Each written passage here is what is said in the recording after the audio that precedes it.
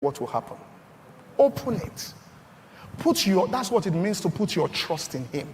Open it and say, all right, God, 2024, I will follow what you say. Open it, just reveal to me. I will follow you. Can be trusted. You're a God of love. The earth that we came into, God had already prepared it. The last thing he created was man. He had already prepared everything. He didn't create us to be engaged in it. Do you get what I'm saying here? He created the garden before he brought man. What he wants to bring you into, he's already created it. He's waiting.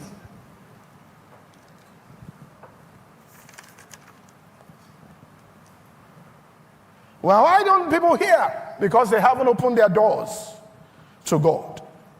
They come to God with closed doors. Revelation chapter 3 verse 20. He says, I come now and I knock. Behold, I stand at the door and knock. If any man will hear my voice, which means the only way you can hear that voice is by opening up that door. And how do we open the door? We go there in praise. In Psalm 24 verse 7. Lift up your head, ye gates. Be ye lifted up, you everlasting doors. And let the King of glory do what? Come in. Who is the King of glory? It says the Lord strong and mighty. When you open it up and say, Lord, I have seen many things, but what are you saying to me? And you open up, he says, listen, I want you. Once I have you, I will pour out everything that I will give, all right, I want to give. So we go up to him and worship him. And he opens up, and we open up because his doors are already open. He said, all day long, I open my hand, stretch forth my hand. Let me tell you this, God has stretched forth his hand. He's saying, listen, I would have gathered together all these things. His hands are open. Listen, what you are struggling, no, he says, come unto me, all ye that labor and are heavy laden. Come to me. He says, I will give you rest. That word in Message translation, pull it up. He says, you will enter into the unforced rhythms of grace. Listen, he says, walk with me, watch how I do it. Learn the word unforced rhythms of what? Grace. Where things are working faster than you yourself can catch up with. That's why he says, open the door. He says, come in. He says, once you labor and you are heavy laden, just know that in my sovereignty, there is something I am not seeing. I mean, when he told them, this is how grace, we need to understand that in God, you don't, look, sweating is a curse. To get things done with sweat is a curse. The priests were not allowed to sweat in his presence. They couldn't wear clothes that would sweat. Once you start sweating and you're struggling, it means that, look, you're out of the presence. I'll share in the pastor's Sunday church that we don't even think about it. That when Jesus sent them, he said, go and get that colt that is tied. He said, when you get there, if they ask you, tell them the Lord has need of it and they'll say you should be going. Now, I hope you understand if they think otherwise, that's theft. It's like saying there's a BMW, go and start it. When the owner comes, tell the owner, the Lord has need of it, he will let you be driving. I hope you know, if you are wrong, you are heading to prison. Risky thing. But where there is grace, not that you said you heard, but you actually heard. And let me tell you the truth, we don't want to say. Everybody that hears takes something and lays it on the altar. Catherine Coleman said, who was probably one of the most anointed healing players, said, I can take you to the spot where I died. He said, you ask me, I'll take you to the day and the place where I surrendered to God. He said, sometimes I think about what I gave up and I cry. He said, but I am carrying this grace because I died somewhere. The biggest idol is not a car, it's not a job, it's not anything, it's self.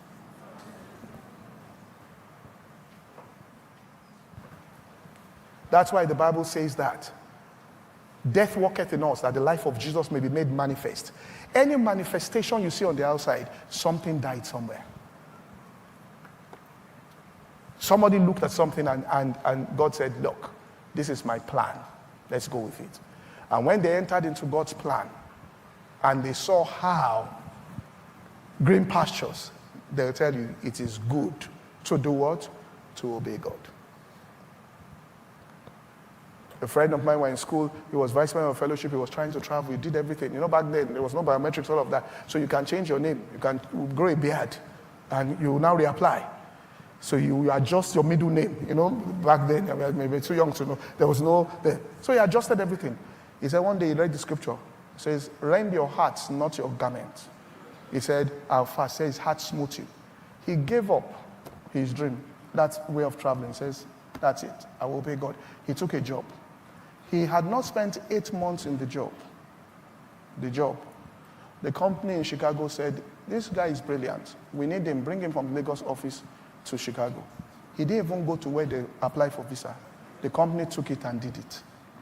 I said, when you follow God, what you are trying to do will be a fraction of what he brings.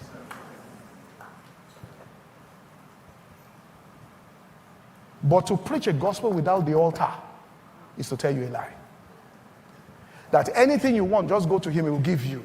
We are lying. It is what he has provided, he gives. How do you know if your father says, I love you while he was alive, you know you are my best child, I love you very much, and the man has $100 million, it's now time, he reads the will to you. And in the will he says, give us so 5,000 naira. You know he doesn't love you. You know that he doesn't love you. That this man was lying to me. So if God says, I love you, it is through his will for you, you will know. It's the inheritance he has left for you that will show you. What I'm trying to convince you is that, listen, drop it and go to God.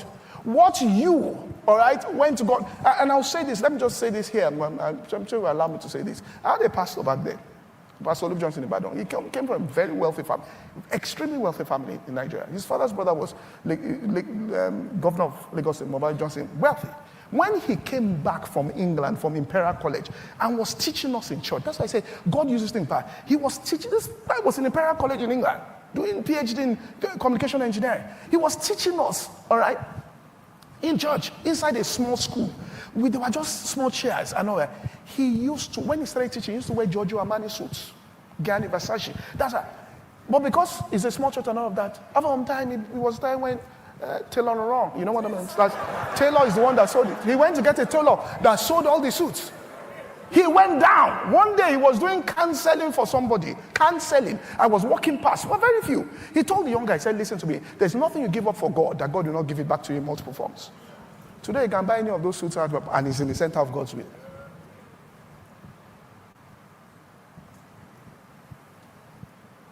I'm telling you that people are trying to use faith for what they never heard God on. You have to trust him. It is the land that will do what? Show you. It's not the one you choose. Those who chose, you saw the end of it. You don't know. Lot. If you let him show you, there'll be no problem.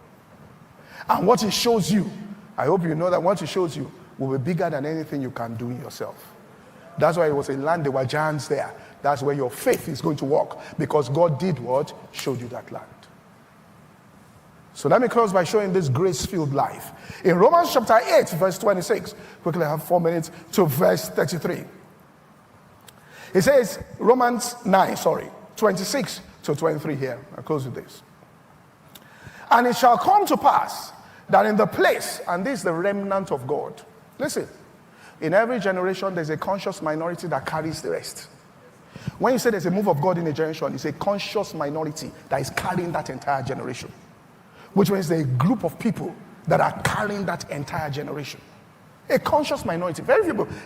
If you listen to it, you'll see any church, you see any move of God, there's a conscious. In science, is what you call the nucleus. In other words, there's a conscious minority there that are carrying the load of that thing and getting that thing done. Now, everybody is enjoying it, but some conscious. Now, let me show you how the conscious minority gets it. Look at what it says here. Romans 9 here. It shall come to pass in the place where it was said, you are not my people. There they shall be called the children of the living God. Verse 27. Isaiah also cried out, though the number of children be as the sand of the sea, a remnant shall be saved.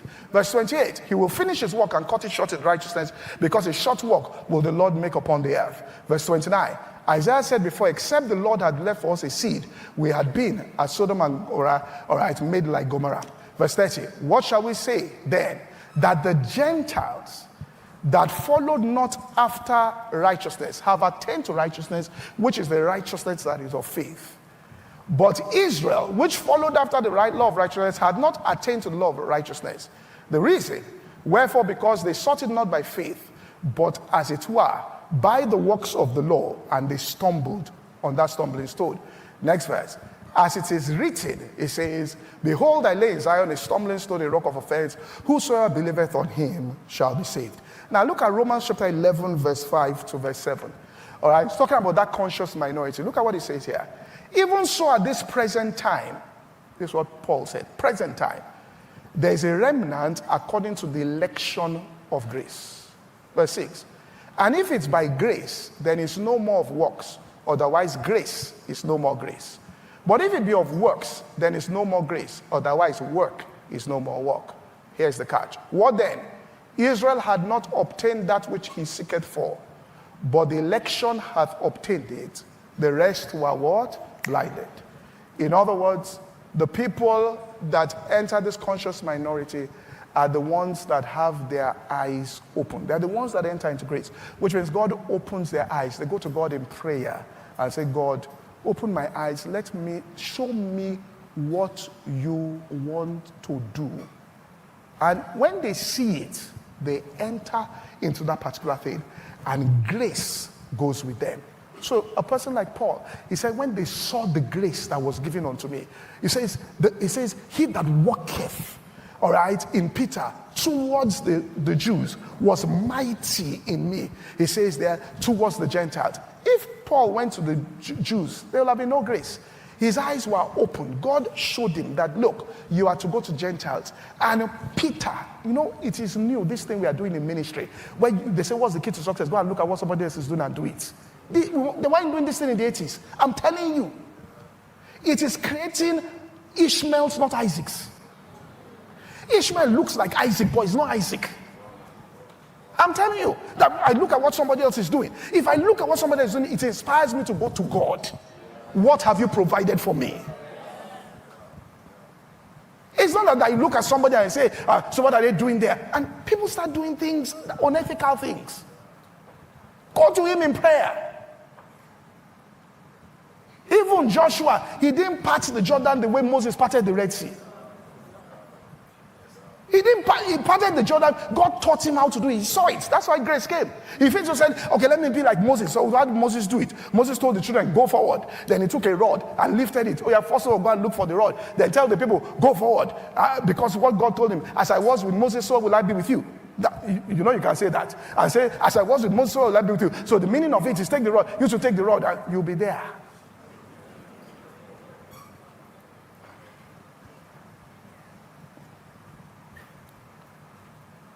You'll be there. People receive their own remas. See, I'm saying this, I'm not saying my own side. Listen.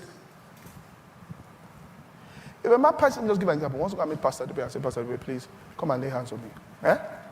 If he hears from God, go into villages in India and go and win souls. Pastor Dube doesn't do that, but he has received the rema. I lay hands on me for an impartation of grace. All right? Grace will be imparted. Not that you didn't hear anything and say, what you are doing, I like it. I too want it.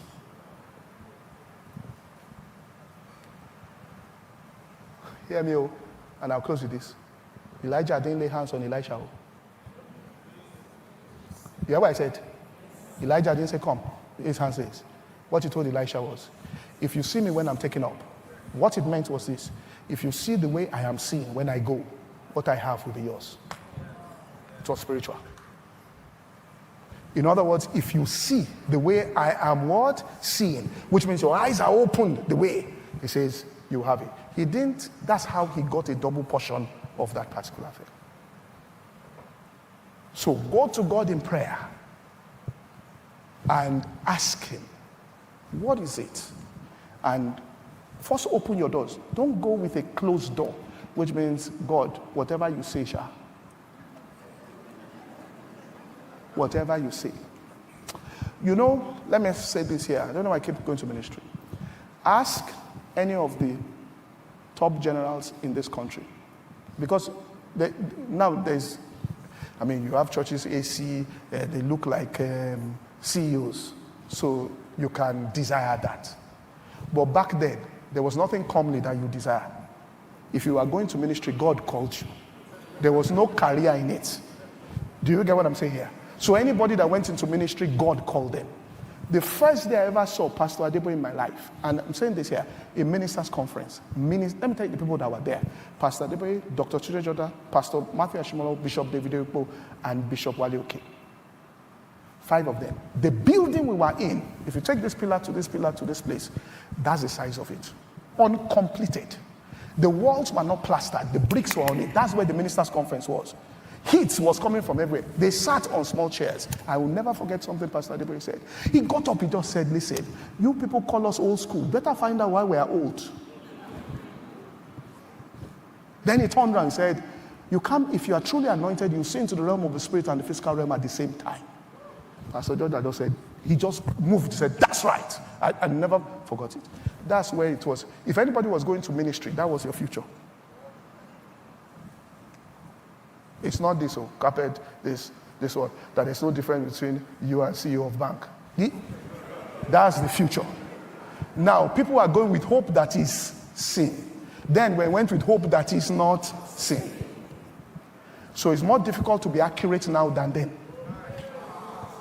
Because where sin abounds, grace much more abounds. Where there's nothing, there's a great, you get what I'm saying? But when you can see, it's easy to say. If you marry the pastor, then you are finished. Listen, I know somebody, a family friend. The daughter says marrying a pastor. The father refused. He said, you marry pastor. It was a judge of Supreme Court. You marry pastor. Impossible, not here. 7 times she asked him, refused. He said she went to God, and God said, go and do this. She just walked up to him, said, went to meet him, and just knelt before him. I will ask you one more time. If your answer is no, I will obey it. But this is the man I want to marry. But I'm on my knees. If you say no, that is the end. And the father looked and said, go and marry. Now, in fact, my mother said, I'm very proud, the top jobs now are pastor. So I'm always happy when I say my son is a pastor. Yeah, I'm a pastor.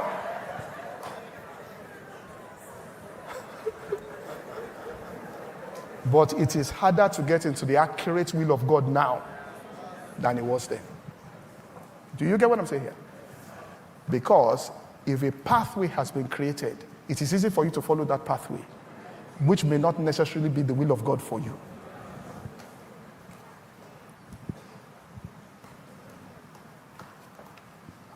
You will drive the car, but you'll be sweating inside. You will stand with the mic, but you'll be empty. While you are preaching, the business you are doing will be more important to you than the message. Are you following what I'm saying? Because you are not in the center of what he says. So everybody should find out from God. That's to agree. 2 can't work together except they be agreed. And God is not coming to meet you where you are. You are going to meet him where he is. I hope you understood this message here. Tomorrow we'll look at, after you hear, the process of you believing. And then we'll talk about speaking in my own, sessions. All right, let us take a one